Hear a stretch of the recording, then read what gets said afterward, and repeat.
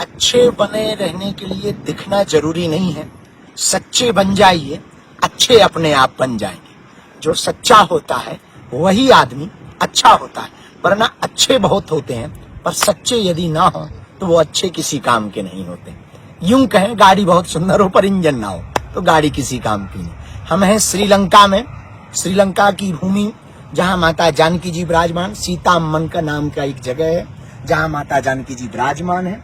वहां पर हम आज माता जानकी जी के दर्शन करने और हनुमान दादा का जहां चरण है वहां के दर्शन करने आए हैं। आप सबको भी कराएंगे। मुस्कुराते रहिए। जय बागेश्वर धाम की घर बैठकर हनुमान दादा की श्रीलंका यात्रा के दर्शन करें।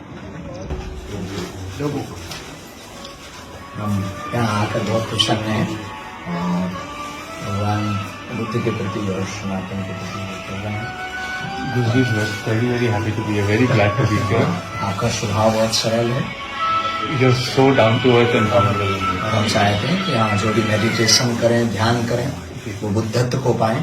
ऐसी हम प्रेयर भगवान को करें। Guruji's prayer is that whatever meditation and you do, you achieve success and buddhatva in that. Swami ji ऐसे इंडिया के पढ़े हुए हैं, भारत में पढ़े। आज हम लोग बुद्धिस्ट के इस मंदिर में आए हैं, क्या कहना है? श्रीलंका जैसे ही हम पहुंचे, वो एक ऐसे टेम्पल पे पहुंचे जहां सनातन संस्कृति और बुद्ध परंपरा दोनों का संयोग हो रहा। दोनों का एक अभूतपूर्व हमने अनूठा संगम देखा।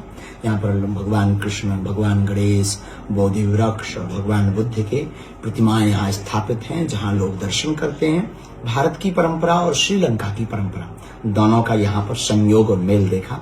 हमारे देश के यशस्वी प्राइम मिनिस्टर माननीय प्रधानमंत्री श्री नरेंद्र मोदी जी वो भी यहाँ पहुंचे थे और भारत से जो भी प्रसिद्ध व्यक्ति या जो भी आध्यात्मिक परंपरा के प्रति विचारधारा रखते हैं वो यहाँ सब पहुंचते हैं। हम यही कहना चाहेंगे, अंततोगत्वा भारत सबको अपना बनाता है। भारतीय परंपरा सबको अपना बनाती है। इसलिए भारत को परिवार कहा जाता, भारत को माँ कहा जाता, क्योंकि माँ सबके लिए ममत्व रखती है, ममता रखती है। और वही आज हमने यहाँ आकर के देखा। उसके लिए हम संपूर्ण श्रीलंकन को और स्वामी जी को और बुद्ध परंपरा में रहने वाले सबको बहुत साधुवाद। जय जय जय बजरंग बली, जय जय जय बजरंग बली, ओ जय जय जय बजरंग बली, जय जय जय बजरंग बली।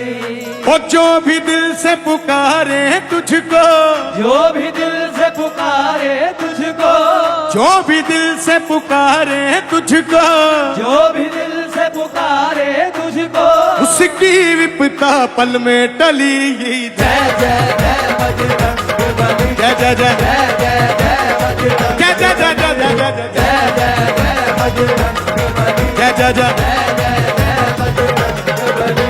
अरे जो भी दिल से पुकारे तुझको, जो भी दिल से पुकारे तुझको, जो भी दिल से पुकारे तुझको, जो भी दिल से पुकारे तुझको, उसकी विपदा पल में टली। जय जय जय बजरंग बली, जय जय। दोनों हाथ ऊपर करके 1 2 3